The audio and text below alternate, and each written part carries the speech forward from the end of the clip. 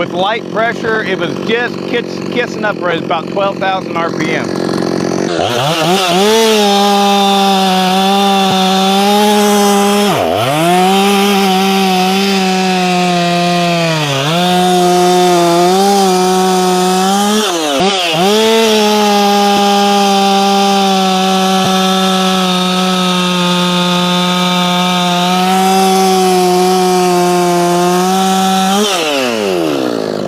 Hell yeah, that's totally all right. That's a good little saw.